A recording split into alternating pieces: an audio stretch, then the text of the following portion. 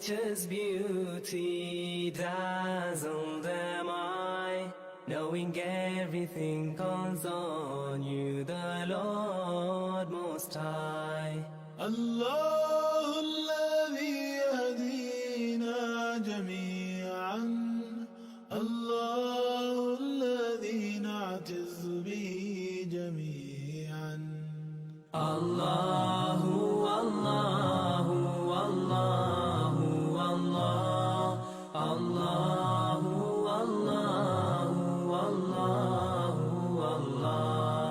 الله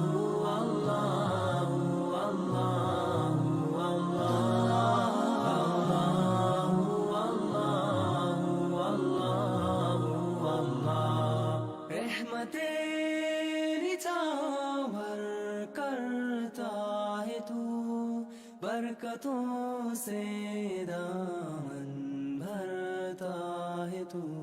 Wer ist der Mächtigste und der Barmherzigste? Wer hört unsere Gebete und schickt uns die Hilfe? Allahu, Allahu, Allahu, Allah, Allahu, Allahu, Allahu, Allah, Allahu, Allahu,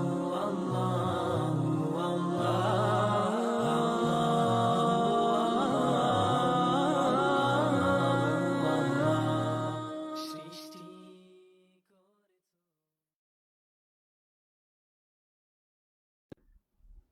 Bismillahirrahmanirrahim. Assalamualaikum warahmatullahi wabarakatuh.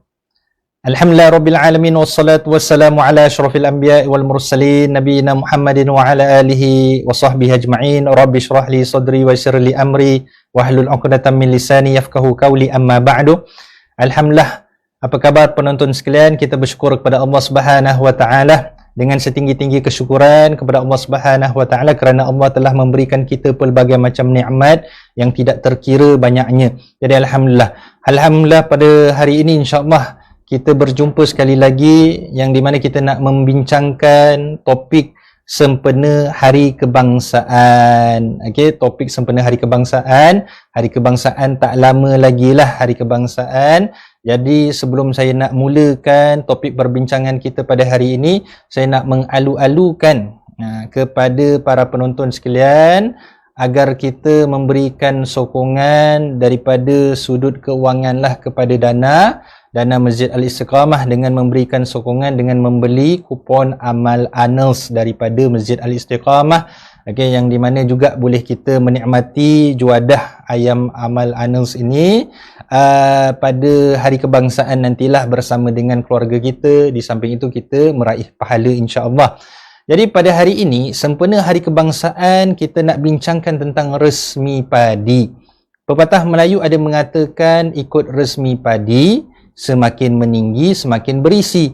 Jadi apa kena mengena pula resmi padi ni dengan Hari Kebangsaan? Okey, oleh disebabkan kalau kita fikir balik, kita ni sebagai negara yang sangat-sangat maju. Okey, negara yang sangat maju daripada unsur teknologi, negara yang sangat maju daripada unsur pendidikan, negara yang sangat maju daripada unsur kita katakan moral, akhlak, okey, dan sebagainya lah. Banyak sekali lah kemajuan yang kita dapat dengan izin dan juga dengan ketentuan Allah Subhanahu wa taala. Alhamdulillah.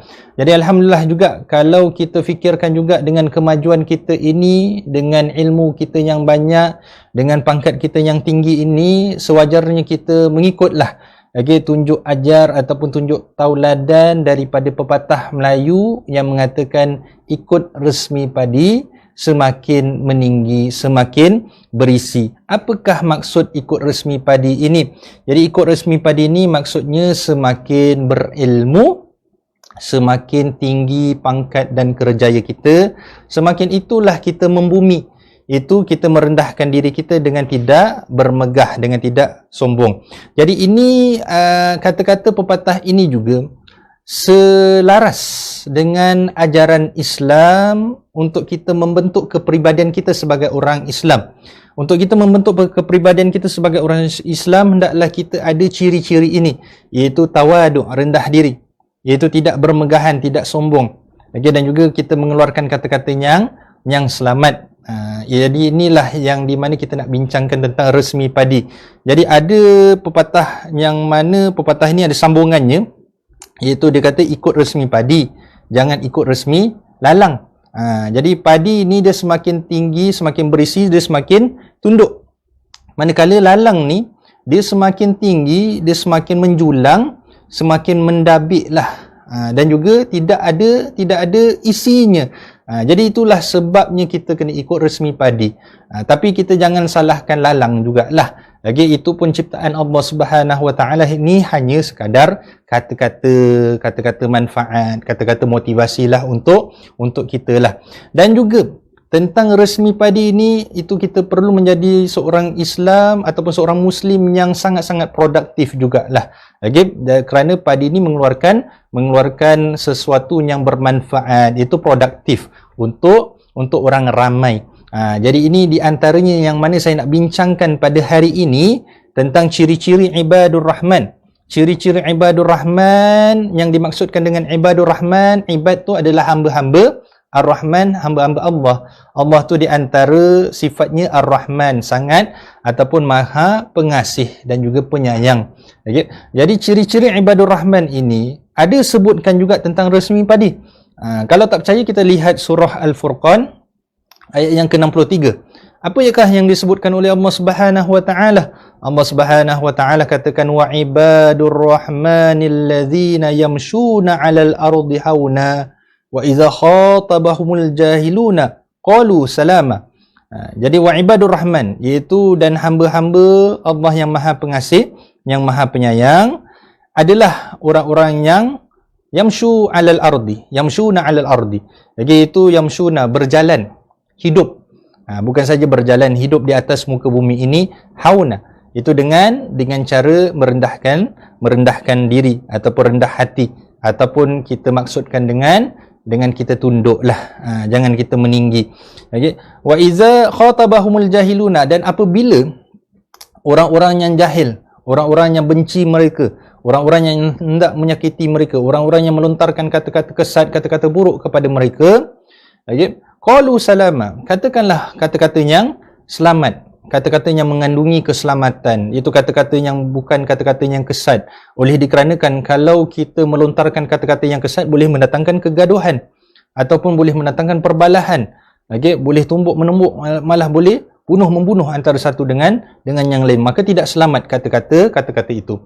Maka kata-kata yang selamat itu adalah kata-kata yang baik, kata-kata yang tidak menyakiti hati, kata-kata yang mengandungi doa kepada Allah Subhanahu Wa Taala, itu adalah kata-kata yang selamat. Janganlah sesekali kita membalas kata-kata yang buruk itu dengan sesuatu yang buruk, kerana itu akan menjadikan sesuatu yang sudah tegang akan menjadikan makin tegang, dan akan menjadikan sesuatu situasi itu menjadi lebih teruk. Jadi itulah yang disebabkan dikatakan oleh Allah Subhanahu Wa Taala, di antara ciri-ciri hamba yang aku sayang, di antara ciri-ciri hamba yang mana mendengar perintah aku, adalah berjalan di atas muka bumi ini dengan tidak sombong, dan apabila mengatakan, keluarlah kata-kata yang selamat. Okey, jadi di sini juga yang mana kita nak membincangkan untuk kita membentuk kepribadian kita sebagai orang Islam. Sebagai orang Islam, sudah berapa lama kita memeluk agama Islam, kita bentuklah kepribadian ini. Kepribadian kita perlu ada sifat tawaduk.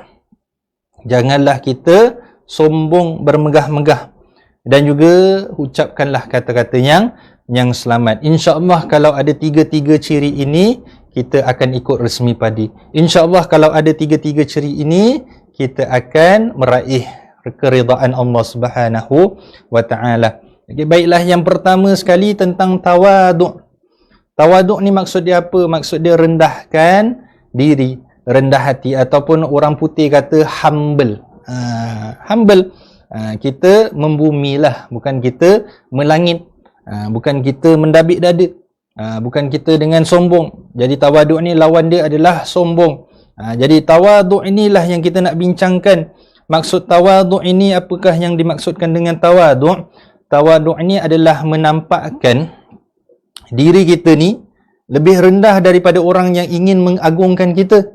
orang yang ingin memuji kita, orang yang ingin sanjung kita. Kemudian ada pula yang mengatakan bahawa tawaduk adalah memuliakan orang yang lebih mulia daripada kita. Okay? Jadi ini maksudnya tawaduk. Kalau ada orang yang nak puji kita, nak sanjung kita, kita rasakan diri kita ni tak ada apa-apalah. Okay? Itu tawaduk.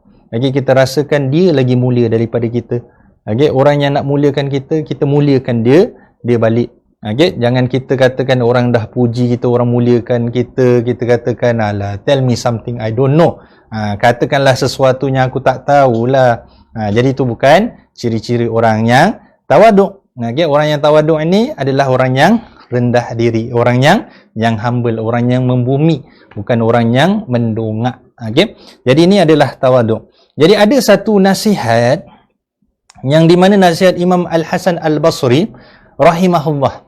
Al-Hasan Al-Basri ini merupakan seorang tabi'in yang di mana kalau kita lihat antara guru-gurunya adalah di antara sahabat Nabi sallallahu alaihi wasallam. Jadi nasihat dia tentang tawaduk ni sangat-sangat berguna untuk kita kalau kita dengar nasihat dia. Nasihat dia senang aja. Kalau kita keluar daripada rumah kita, kalau kita nampak orang Islam yang lain, misalan kata orang Islam tu adalah orang yang sudah lebih berumur daripada kita, lebih dia umur dia daripada kita. Misalan kata saya ni 36 tahun. Saya jumpa orang yang 40 tahun ataupun 37 tahun. Itu lebih tua daripada saya lah. Okay? Jadi bila saya jumpa dia, saya katakan dia lebih baik daripada aku. Kerana dia masuk Islam dulu daripada aku. Kerana dia lebih banyak beramal daripada aku. Jadi itu tawaduk. Itu yang di mana diajarkan oleh Imam Hasan Al-Basri. Kemudian kalau kita jumpa orang yang lebih muda daripada kita, hendakkah kita katakan aku lagi banyak beribadah daripada kau? Itu bukan tawaduk. Okay? Jadi kalau kita jumpa orang yang lagi muda daripada kita, kita katakan aku ni lebih banyak maksiat daripada dia. Kerana aku ni hidup lagi lama daripada dia. Okay? Dia lebih baik daripada aku. Jadi itu adalah tawaduk. Okay? Mengatakan bahawasanya seseorang itu lebih baik daripada kita. Jadi ini adalah nasihat yang sangat-sangat berguna untuk kita semua daripada Imam Al-Hasan Al-Basri rahimahullah. Jadi kalau kita ikut nasihat ni, nescaya kita boleh didik hati kita bahawasanya kita ni taklah baik mana pun. Okay? Kita ni banyaklah benda ataupun banyaklah di antara sifat-sifat kita yang perlu diperbaiki. Jadi ini adalah tawaduk. Okay, kita jumpa orang lain, kita katakan itu ataupun dia lebih baik daripada kita. Ini nasihat Imam Al-Hasan Al-Basri rahimahullah. Jadi nasihat Imam Asy-Syafi'i pula tentang tawaduk ni, okay, ataupun resmi padi ni, orang yang paling tinggi kedudukannya adalah orang yang tidak pernah menampakkan kedudukannya. Manakala orang yang paling mulia adalah orang yang tidak pernah menampakkan kemuliaannya. Ini adalah tawaduk menurut Imam Asy-Syafi'i rahimahullah. Itu orang yang tinggi kedudukan dia, tinggi pangkat dia. Okay, tak kisahlah raja, tak kisahlah menteri, tak kisahlah bos syarikat, CEO ke apa ke dan sebagainya, dia tidak pernah menampakkan kedudukannya. Itu dia jangan menyombongkan dirilah. Okay, orang pun tak tahu dia ni bos. Orang pun tak tahu dia ni menteri. Orang pun tak tahu dia ni pangkat besar. Nampak dia sama je macam rakyat marhin. Jadi itulah yang di mana tawaduklah menurut Imam Asy-Syafi'i rahimahullah. Dan orang yang paling mulia adalah orang yang tidak pernah menampakkan kemuliaannya. Jadi kalau di sini kita boleh lihat daripada ramai daripada ulama-ulama, orang-orang yang alim, yang berilmu, okay, yang ada sifat macam ginilah. Dia lebih muliakan orang lain. Okay? Jadi bukan saya katakan kita ni kalaupun berkemampuan, kita lihat macam orang selekeh, macam orang yang tidak berkemampuan, jangan macam gitu. Okay? Penampilan pun perlu kita jaga. Okay? Kerana penampilan ini adalah di antara untuk kita menjaga hubungan kita baik dengan orang-orang lain. Tetapi penampilan kita janganlah terlalu kita katakan terlalu melampaui batas penampilan kita. Okay, sehingga kan kita nak pakai, walaupun dalam kemampuan kita, kita nak pakai yang mahal. Kita nak orang nampak kita ni sebagai orang yang berkemampuan. Bukan yang itu yang kita nakkan lah. Bukan itu yang kita inginkan. Walaupun mungkin ada yang mengatakan Allah tak pandang pada penampilan. Allah hanya pandang kepada ketakwaan. Okey, tetapi penampilan kita pun perlu kita jaga. Kita lihat sahajalah hubungan suami dan isteri. Okey, perlu jaga penampilan. Apatah lagi hubungan kita dengan jiran kita, hubungan kita dengan teman sekerja kita, hubungan kita dengan orang ramai. Okey, sebab tu kita kena jaga penampilan. Jaga penampilan bukan kita nak orang puji kita, bukan, tapi supaya kita dapat berbaik-baik dengan orang. Okey, dan juga jangan sampai kita nak jagakan penampilan itu disebabkan kita nak bermegah-megahan. Okey, jadi inilah yang di mana dikatakan oleh Imam Asy-Syafi'i rahimahullah. Kemudian Abdullah ibn Mubarak rahimahullah pula mengatakan puncak daripada tawadhu adalah engkau meletakkan dirimu di bawah orang yang lebih rendah daripadamu dalam nikmat Allah Subhanahu wa taala, sehingga kan engkau memberitahukannya bahawa engkau tidaklah semulia dirinya. Okey, yang dimaksudkan oleh Imam Abdullah bin Mubarak ini ialah kita melihat orang yang mungkin yang seseorang yang lebih rendah, okey, daripada nikmat Allah Subhanahu wa taala yang dia dapat. Okey, dengan kita maksudnya kita banyaklah nikmat Allah berikan, dia pun tak banyak nikmat Allah berikan, tapi kita katakan kepadanya bahawasanya dialah lebih mulia daripada kita. Jadi ini maksud tawadhu oleh Imam Abdullah ibn Mubarak rahimahullah. Jadi ketiga-tiga nasihat ini daripada orang-orang yang alim yang saya kongsikan kepada penonton sekalian ini tentang tawadhu adalah tentang kita menjaga hati kita supaya kita jangan terlalu sombong. Jangan terlalu bermegahlah. Kita merendahkan diri seolah-olah kita merasakan kita tidak mempunyai apa-apa. Dan sememangnya kita tidak mempunyai apa-apa kerana apa yang kepunyaan kita adalah milik Allah Subhanahu wa taala. Kita hanya diberikan pinjaman oleh Allah Subhanahu wa taala. Disebabkan itu apa sahaja nikmat Allah berikan kepada kita, kita gunakan ke jalan ataupun ke arah ketaatan terhadap Allah Subhanahu wa taala selagi mana nikmat itu belum ditarik oleh Allah Subhanahu wa taala. Kalaupun nikmat itu tidak ditarik oleh Allah Subhanahu wa taala di dunia, maknanya berkekalan. Nikmat itu, kelebihan itu yang Allah berikan kepada kita, tapi nanti di akhirat Allah akan tanya kita. Kita akan dipertanggungjawabkan atas segala nikmat-nikmat yang Allah berikan.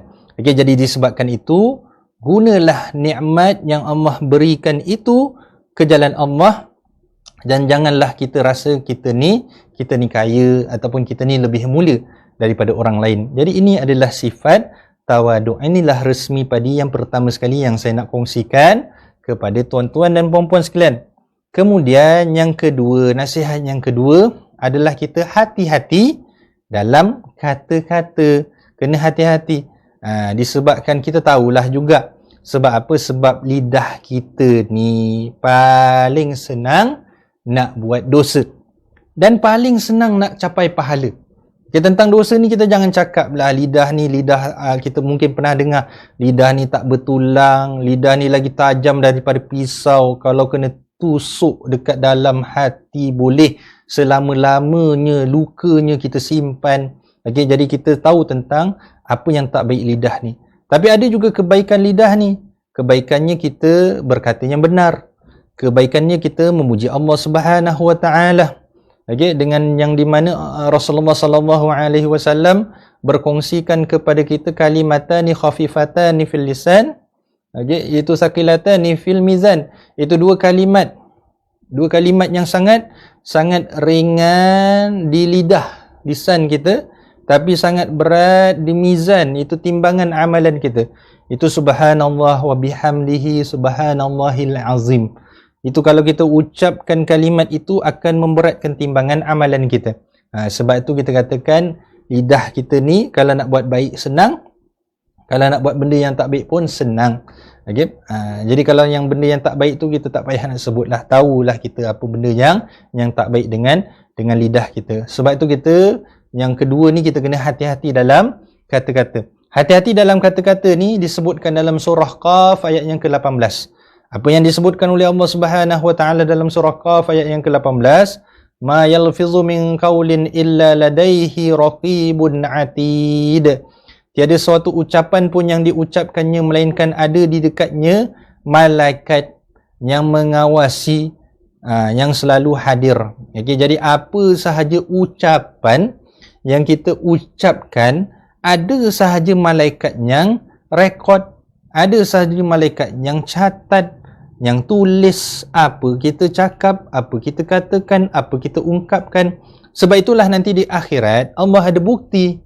Bukti yang di mana kita dah cakap benda ni. Kenapa kau cakap benda ni? Okay, adakah benda ni benar ataupun tidak? Kau tahu tak benda ni tak betul? Jadi itulah yang di mana kita perlu mengucapkan kata-kata yang selamat. Selamat buat orang yang kita ucapkan itu supaya bukanlah satu tohmahan, satu fitnah. Selamat juga buat diri kita di akhirat nanti. Buat diri kita supaya kita tidak dipertanggungjawabkan dengan azab yang berat di sisi Allah Subhanahu wa taala. Itulah kata-kata yang selamat. Okey?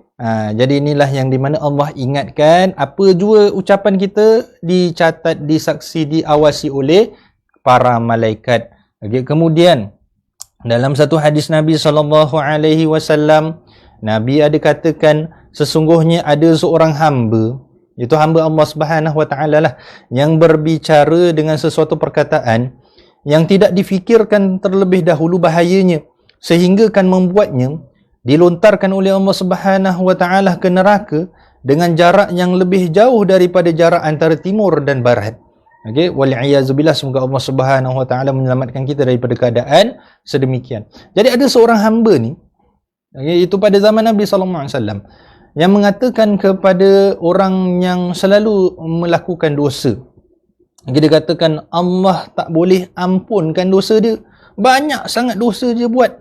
Okey, lalu yang di mana Allah Subhanahu wa taala nak membuktikan bahawasanya Allah ni Maha Pengampun, Allah ni Maha Pemaaf, Allah ni boleh hapuskan dosa-dosa kita. Allah campak orang ni masuk ke dalam neraka Allah Subhanahu wa taala. Orang yang mengucapkan, melontarkan kata-kata Allah tak boleh maafkan dia. Jadi jangan sesekali kita mengatakan kepada orang yang melakukan dosa, kesalahan, kesilapan, Allah tak boleh ampunkan dia. Sewajarnya kita doakan dia supaya menerima hidayah daripada Allah Subhanahu wa taala, supaya dia berubah, supaya dia jadi lebih baik, supaya aku jangan buat kesilapan yang dia buat. Itu kata-kata yang selamat. Jadi kalau kata-kata yang tak selamat, kita kata Allah tak ampunkan dia, ini kata-kata yang sangat bahaya. Begitu juga ada pada zaman Nabi SAW seorang yang kita sebutkan sebagai suka minum arak ataupun kaki minum lah. Okay? Kaki botol, kaki minum ke, suka minum arak lah.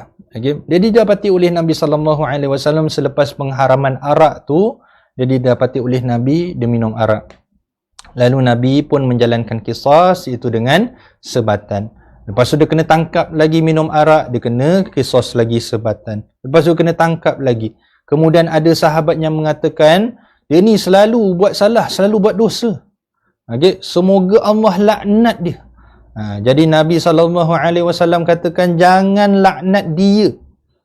Jangan laknat dia. Sesungguhnya aku tahu dia mencintai Allah Subhanahu wa taala dan mencintai Rasulnya. Itu kebaikan yang dia ada, yang aku tahu. Jadi kita jangan melaknat seseorang walaupun dia buat banyak dosa ke, dia buat sesuatu jenayah ke dan sebagainya, kesilapan pun kepada kita pun, kita jangan melaknat seseorang. Sesungguhnya ada kebaikan dalam diri dia yang kita sendiri tak tahu. Okay? Sedangkan kebaikan yang sekecil-kecil kebaikan pun Allah boleh menjaminkan syurga bagi seseorang. Kita sebutkan tentang hadis Nabi SAW, seseorang yang penzina ini, yang memberikan seekor anjing yang dahaga minum, kemudian dengan sebab dia buat baik ini, Allah menjaminkan dia masuk dalam syurga. Ada sebab kebaikan. Okay, jadi sebab itu ada orang yang buat salah, ada orang yang tinggalkan kesalahan, dan ada orang yang menjadi baik. Okay, ada orang yang buat salah, dia tidak meninggalkan kesalahannya, dia mengulangi kesilapan dia. Jadi sebab itu juga kita kena pelajari daripada kesilapan kita. buat baik berterusan. Apa yang kita boleh buat baik, kita buat baiklah. Okay? Jadi tentang hadis Nabi SAW ni adalah berkenaan dengan orang yang tak jaga lisan dia, menyebabkan bahaya bagi diri dia. Begitu juga disebutkan dalam surah Fussilat ayat yang ke-34. Allah Subhanahu wa taala sebutkan wala tastawil hasanatu walas sayyi'ah idfa' billati hiya ahsan fa idzal ladzi bainaka wa bainahu adawatun ka'annahu waliyyun hamim. Dan tidaklah sama kebaikan dan kejahatan, tolaklah kejahatan itu dengan cara yang lebih baik, maka tiba-tiba orang yang antara kamu dan antara dia ada permusuhan, seolah-olah telah menjadi teman yang sangat setia, yang sangat rapat. Jadi bila kita nak menegur orang yang tak buat benda yang baik pun, kita kena tegur dengan cara yang baik, iaitu orang sebutkan dengan hikmah. Okay? Semoga dengan hikmah ini, orang ni yang tak baik ni boleh jadi baik, dan yang di mana daripada kebaikan yang dia buat itu, disebabkan kita tegur dia buat jahat dengan baik, okay? Itu dia boleh jadi geng dengan kita lah, dia boleh jadi baik dengan kita. Jadi inilah yang di mana disebutkan oleh Allah Subhanahu wa taala, idfa' billati hiya ahsan, tolaklah. Tolaklah, nasihatlah dengan cara yang baik. Disebabkan itu kalau kita baca tentang Al-Quran, tentang Nabi Musa alaihissalam bila bertemu dengan Fir'aun. Fir'aun ni siapa pula? Fir'aun ni adalah sejahat-jahat manusia, sezalim-zalim manusia. Kalau dalam sejarah manusia tu pun kita tahulah, orang yang banyak sangat buat kejahatan adalah Fir'aun. Sampaikan dia mengaku diri dia Tuhan, sampaikan orang-orang yang di sekelilingnya takut dengan dia, sampaikan dia mengatakan kepada yang lain, suruh mengatakan bahawasanya dia adalah Tuhan. Jadi inilah Fir'aun lah yang kita kenal lah. Kita tahu, kita baca. Sehingga kan Fir'aun pun, bila Nabi Musa bertemu dengan dia pun, Nabi Musa kena cakap baik-baik. Allah suruh Nabi Musa cakap dengan Fir'aun baik-baik. Antara sebabnya juga sebab Nabi Musa ni membesar di istana Fir'aun. Fir'aun pun telah membesarkan Nabi Musa ni dengan kebaikan jugalah. Sebab tu sebutkan dengan kebaikan. Jadi inilah yang kedua lah, nasihat yang kedua tentang hati-hati dalam kata-kata. Jangan keluarkan kata-kata yang kesat, jangan keluarkan kata-kata yang tak selamat. Tak selamat tu bermaksud tak selamat untuk orang tu, boleh jadi ini adalah satu tuduhan ataupun satu tuhmahan, satu fitnah. Tak selamat juga untuk kita. Itu boleh jadi kita di akhirat nanti kita akan kena azab yang pedih. Wal'iyazubillah, semoga Allah selamatkan kita daripada keadaan sedemikian. Jadi inilah yang di mana Rasulullah sallallahu alaihi wasallam katakan, al-muslimu man salimal muslimuna min lisanihi wa yadihi. Iaitu seorang muslim ataupun seorang Islam adalah yang menyelamatkan kepada orang Islam yang lain, itu daripada lidahnya dan juga daripada perbuatannya, tangannya. Jadi selamat kata-kata itu supaya kita tidak bergaduh. Selamat kata-kata itu supaya tidak ada berlakunya perbalahan, berlakunya pembunuhan antara satu dengan yang lain. Selamat juga tangan-tangan kita, iaitu kuasa ataupun kemampuan yang Allah Subhanahu wa taala berikan kepada kita ni, supaya kita tidak membuatkan sesuatu di luar dugaan. Jadi ini adalah ciri-ciri orang Islam. Kemudian yang ketiga, yang terakhir sekali lah pada hari ini, yang saya nak kongsikan kepada tuan-tuan dan puan-puan sekalian tentang jauhilah sifat kesombongan. Sifat inilah yang paling benci oleh Allah Subhanahu wa taala. Inilah yang kita sebutkan tentang resmi padi dan resmi lalang. Resmi padi ni tawaduk, tapi resmi lalang ni sombong. Jadi inilah yang mana sombong ni tak ada apa-apa kebaikan daripada kesombongan.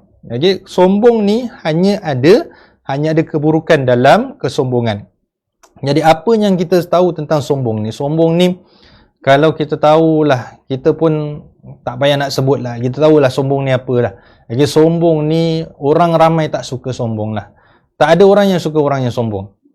Cumanya kalau ada orang yang mungkin kita katakan yang memanglah yang memang kaki kipas ni memanglah dia katakan orang ni mungkin berpangkat, Orang ni mungkin ada boleh bagi dia sesuatu yang dia inginkan. Lagi dia buat kesalahan, dia sombong pun dia tak adalah yang nak peduli kan. Dia katakan pedulilah dia sombong ke apa. Janji aku dapat sesuatu daripada dia. Jangan jadi orang yang macam gitu. Jadi kerana sombong ni Allah tak suka. Kalau kita nak kupaskan tentang sombong ni banyak di dalam Al-Quran.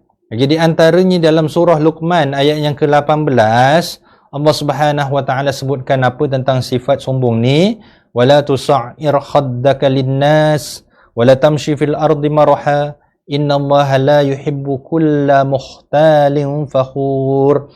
Dan janganlah kamu memalingkan wajah kamu daripada manusia kerana kesombongan, dan janganlah kamu berjalan di muka bumi ini dengan keangkuhan. Sesungguhnya Allah tidak menyukai orang-orang yang sombong lagi membanggakan diri. Itu disebutkan oleh Allah Subhanahu wa taala, wala tusa'ir khaddaka linnas. Itu janganlah kamu memalingkan wajah kamu daripada manusia. Memalingkan wajah kamu ni dengan kesombonganlah. Itu tak pandang pun. Kita tak pandang pun orang yang kita rasakan lebih rendah daripada kita lah. Ini orang yang sombong, meremeh-remehkan orang lain. Kita tahulah orang yang sombong daripada muka pun, daripada wajah pun kita dah tahu dah orang yang sombong lah kalau kita kenal dia. Tapi kadang-kadang wajah ni tidak menentukan kepribadian seseorang. Kadang-kadang nampak aja sombong, cumanya kita tak kenal dia, kita cakap dia sombong. Janganlah macam gitu. Tapi kalau dalam hal firman Allah Subhanahu wa taala ini, Allah katakan wala tusa'ir khaddaka linnas. Di dalam adab-adab kita berbicara, berkomunikasi dengan, berinteraksi dengan masyarakat ataupun dengan orang, hendaklah kita memandang ke wajahnya bila kita berbual dengan dia. Jangan kita tak pandang wajah dia. Kalau kita tak pandang maknanya kita sombong. Jadi bila orang berbual dengan kita tu, hendaklah kita pandang dia dan kita tolehkan pandangan kita kepadanya daripada yang lain. Begitu juga kalau ada orang tengah berbual dengan kita, kita tengok handphone. Apa dia? Itu pun di antara sifat sombong jugalah. Okay? Sebab tak nak pandang wajah orang lain. Okay? Jadi itulah yang dimana tentang adab-adab interaksi. Kemudian Allah Subhanahu wa taala sebutkan wala tamshi fil ardi maraha, dan janganlah kamu berjalan di atas muka bumi ini dengan kemegahan, dengan keangkuhan. Jadi ini yang mana disebutkan di dalam firman Allah tadi yang saya sebutkan, iaitu wa ibadur rahmanil ladzina yamshuna 'alal ardi hauna. Dan sifat ibadur rahman, hamba Allah lah yang maha penyayang itu adalah orang yang berjalan di atas muka bumi ini dengan ketawadukan, dengan tidak sombong, dengan merendahkan diri. Okay? Jadi disebutkan juga dalam surah Luqman, okay, wala tamshi fil ardi marha, janganlah kamu berjalan di muka bumi ini dengan kesombongan, dengan keangkuhan. Okay, berjalan dengan kepak-kepak kita jalan. Itu dengan kita berjalan di atas muka bumi ini, kita tahulah dengan cara jalan yang sangat-sangat sombong lah. Okay? Jadi itu yang di mana kita jangan jalan macam ini. Itu kita nak bezakan cara jalan orang kaya dengan jalan orang yang tak kaya. Okay? Orang kaya jalannya macam gini, orang kaya jalan macam gini. Jadi itulah yang mana kesombongan lah. Okay? Kita nak tahu daripada sifat jalan kita ataupun cara jalan kita je orang dah tahu kita orang kaya. Jangan. Okay? Itu yang di mana Allah katakan wala tamshi fil ardi maraha. Okay? Kemudian Allah sebutkan di dalam Al-Quran, innallaha la yuhibbu kulla mukhtalin fakhur. Sesungguhnya Allah ni sangat benci, tak suka kepada orang-orang yang sombong lagi membanggakan diri. Jadi apa yang dimaksudkan dengan sombong? Rasulullah sallallahu alaihi wasallam ada sebutkan di dalam satu hadis, itu sombong adalah menolak kebenaran dan meremehkan orang lain. Menolak kebenaran itu al-haq. Itu kebenaran. Apa sahaja kebenaran. Mungkin dia salah, lagi mungkin ada yang betul. Okay, jadi dia tolak kebenaran itu. Ataupun dia tolak kebenaran daripada Allah Subhanahu wa taala. Okay, dia tahu kebenaran daripada Allah ni adalah, kita katakan tidak ada kebenaran yang lebih benar daripada kebenaran Allah Subhanahu wa taala. Tapi dia tolak. Dia katakan bukan. Adalah ayat Al-Quran yang lain yang sebutkan. Jadi inilah orang yang sombong. Kemudian Nabi sebutkan adalah sombong ni adalah orang yang meremehkan orang lain. Jadi dia tolak kebenaran dan dia merendahkan orang lain. Jadi ini sifat orang yang sombong. Kalau kita baca Quran ni ada sebut tentang orang sombong. Okay, kalau kita fikir balik tentang kesombongan dalam Al-Quran, ada dua makhluk Allah Subhanahu wa taala yang kita boleh fikirkan. Yang tak payahlah kita nak bongkar daripada surah Al-Fatihah sampai surah An-Nas yang terakhir. Kita dah tahu dah. Dalam kepala kita akan mengatakan dua makhluk ini adalah Iblis dan Firaun. Iblis ni, dia punya sombong ni sangat masyhur lah Iblis. Kenapa dia sombong? Dia sombong dengan Allah Subhanahu wa taala. Dia sombong dengan Nabi Adam alaihissalam. Sehingga kan dia berjanji kepada Allah dia akan menyesatkan anak-anak cucu-cucu Adam alaihissalam. Okay. Jadi kisah Iblis ni sangat-sangat masyhur lah, kita tahu. Okay. Dia diciptakan daripada api sedangkan Nabi Adam diciptakan daripada tanah. Dia lagi hidup lagi lama sedangkan Nabi Adam ni baru diciptakan. Kenapalah aku tidak dimuliakan oleh Allah Subhanahu wa taala? Jadi inilah kesombongan ni Iblis. Sebab itu Allah Subhanahu wa taala mengharamkan untuk seseorang masuk ke dalam syurga kalau ada misqala zarrah, kalau ada sebesar biji zarrah sekalipun. Zarrah ni adalah benda yang kecil lah. Lagi kalau dulu orang cakap benda yang kecil ni debu lah. Lagi kalau sekarang orang boleh cakap benda yang kecil ni atom. Lagi jadi misqala zarrah. Lagi kesombongan dalam diri kita akanlah menyebabkan kita tidak dapat masuk dalam syurga Allah Subhanahu wa taala, disebabkan sombong ini adalah dosa yang pertama yang dilakukan di langit. Okay. Jadi sombong Iblis ni sangat-sangat masyhur lah. Allah Subhanahu wa taala katakan usjudu li Adam fasajadu illa Iblis. Okay. Sujudlah kamu kepada Adam, tapi Iblis tak nak sujud kepada Adam. Okay. Dan yang lain semua sujud kepada Adam, yang tidak sujud hanyalah Iblis. Aba wastakbara. Dia aba wastakbara. Dia kita katakan di sini mengingkari perintah Allah Subhanahu wa taala, wastakbara, dan dia merasakan diri dia hebat, dia sombong. Jadi inilah yang di mana Nabi katakan sombong ni menolak kebenaran, seperti mana Iblis menolak kebenaran, kemudian meremehkan orang lain, seperti mana Iblis meremehkan Nabi Adam alaihi salam. Okay, jadi inilah kesombongan yang kita tahu dalam Al-Quran. Okay, kemudian kesombongan Firaun pun kita tahu. Okay, dia diberikan kesihatan, tak pernah sakit, kemudian kekayaan daripada segi harta.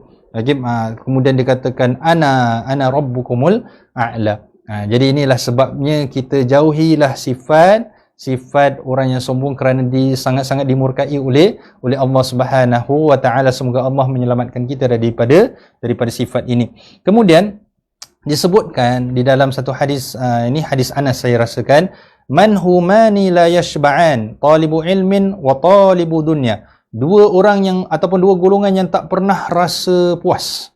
Dia tak pernah rasa puas itu, ataupun yang mana senantiasa rasa rakus ataupun nak lagi. Itu orang yang menuntut ilmu agama dan orang yang mencari dunia lah. Menuntut ilmu agama ni, kita katakan ilmu ni kita kena tuntut sepanjang hayat. Tak kisahlah ilmu apa sekalipun, tapi kita kena seimbang jugalah ilmu agama dan juga ilmu dunia. Tapi yang ilmu agama ni pula, janganlah kita rasa puaslah dengan ilmu yang kita ada. Lagi banyak kita baca, lagi banyak kita tak tahu sebenarnya. Jadi sebabkan itu kita kena banyak mempelajari, memperbaikilah juga ilmu-ilmu syariat yang kita ada sekarang ini. Kemudian yang di mana juga ada orang yang tidak pernah merasa puas adalah golongan orang yang mencari dunia lah. Jadi sebenarnya tak salah untuk cari dunia. Sebenarnya untuk kita jadi kaya, jadi jutawan pun tak salah. Yang salahnya adalah bila kita jadi jutawan ataupun jadi kaya, kita jadi sombong. Itu yang salahnya. Yang salahnya bila kita dah kaya, kita jadi tamak, kita jadi bakhil. Itulah salahnya. Yang salahnya adalah bila dia mencari kekayaan tapi meninggalkan agama. Itulah yang salahnya. Yang salahnya juga kalau ada orang yang solat duha sebab nak kaya, itu pun salah. Jadi inilah sebabnya kita kena tahu bahawasanya solat duha itu adalah untuk murahkan rezeki, untuk lancarkan rezeki. Murahkan rezeki ni tak bermaksud hanya keuangan.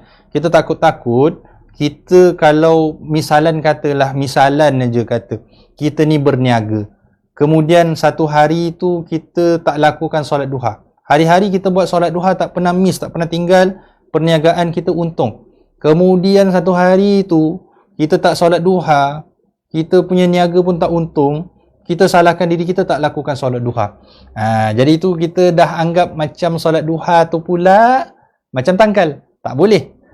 Jadi sebabkan itu solat sunat yang sangat mulia ataupun yang sangat sepatutnya kita tak tinggalkan adalah solat sunat rawatib.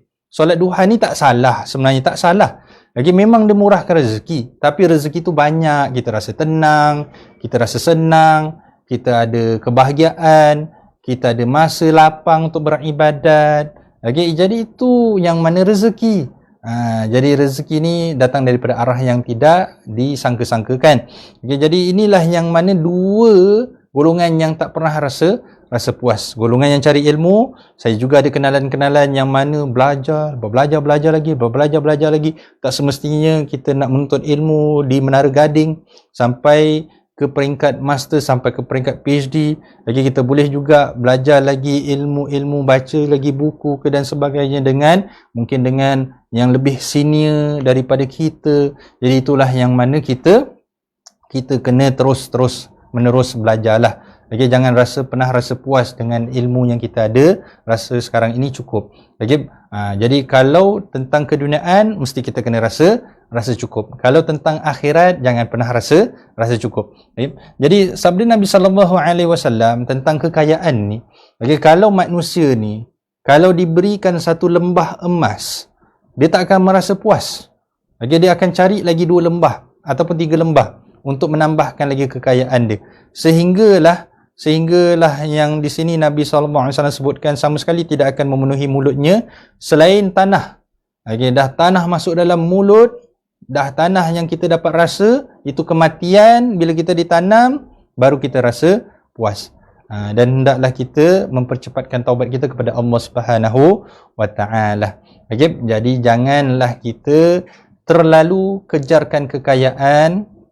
Nak jadi kaya tak salah, sekali lagi nak jadi kaya tak salah, tapi janganlah sehinggakan kita mengabaikan akhirat. Itu salahnya. Okay? Jadi di sini juga Imam Az-Zahabi rahimahullah menasihatkan, dia sebutkan tentang ilmu di sini. Kesombongan yang paling buruk adalah orang yang menyombongkan diri di hadapan manusia dengan ilmunya. Merasa dirinya besar dengan kemuliaan yang dia miliki. Bagi orang tersebut tidak bermanfaat ilmunya untuk dirinya. Barang siapa yang menuntut ilmu demi akhirat, maka ilmunya itu akan menimbulkan hati yang khusyuk serta jiwa yang tenang. Jadi Imam Az-Zahabi katakan orang yang ada ilmu tapi sombong, tak gunalah ilmu dia. Jadi sombong ni maksudnya tak nak ajar orang. Okay, dia rasakan diri dia je betul, orang lain semua salah. Jadi ini yang mana Imam Az-Zahabi katakan orang yang berilmu tapi sombong. Jadi jangan kita rasa sedemikian. Okay, jadi kita kena belajar lagi, kita kena berlapang dada. Mungkin ada pandangan pendapat yang lain. Kita jangan rasakan kita seorang je yang mengamalkan sunnah ni. Okay, sedangkan mungkin orang lain itu lebih banyak membaca hadis, mungkin lebih banyak sunnah-sunnah yang diamalkan daripada kita. Jadi itu yang di mana kita jangan pernah rasa kita ni lebih berilmu.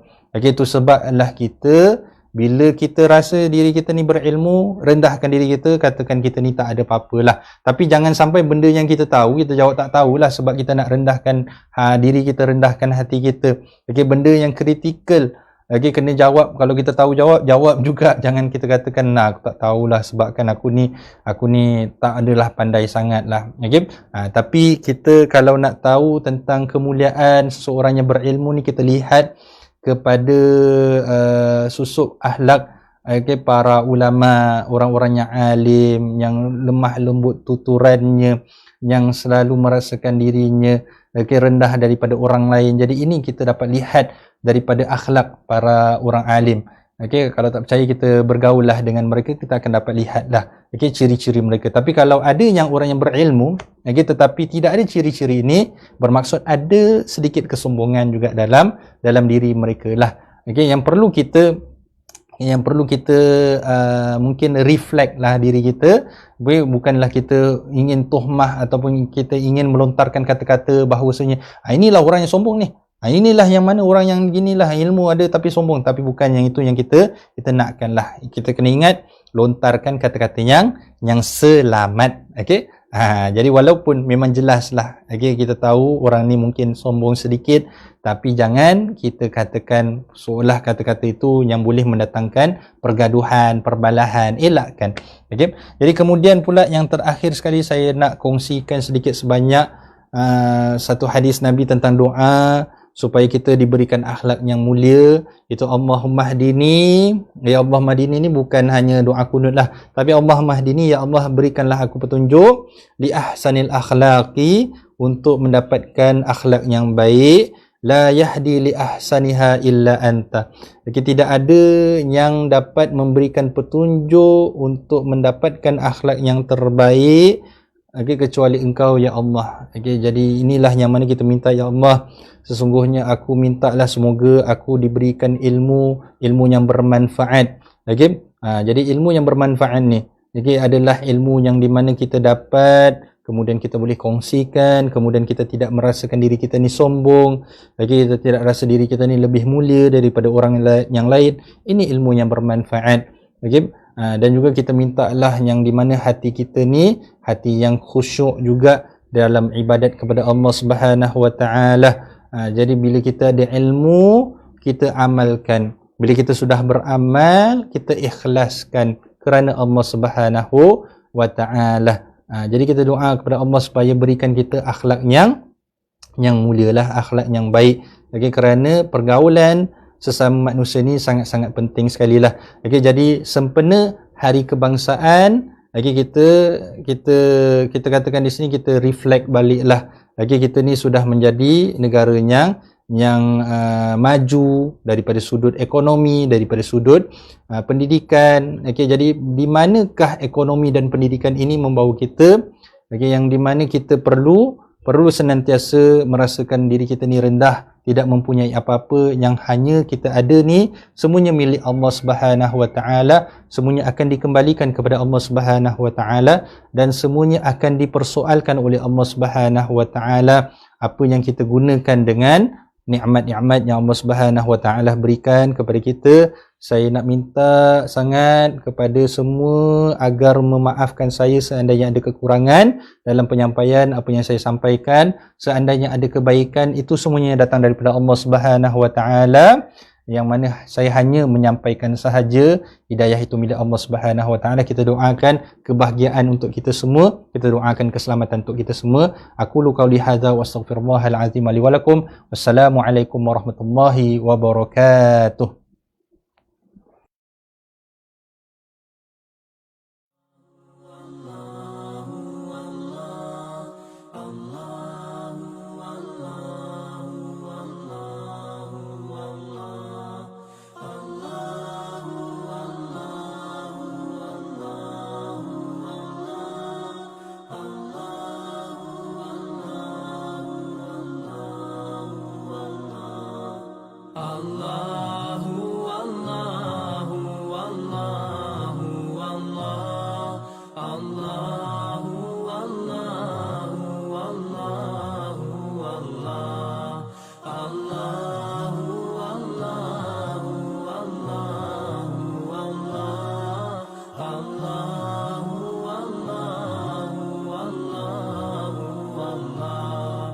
As I look to nature's beauty, dazzled am I, knowing everything calls on you, the Lord Most High. الله الذي يهدينا جميعا، الله الذي نعتز به جميعا. الله والله والله والله الله والله والله والله الله والله والله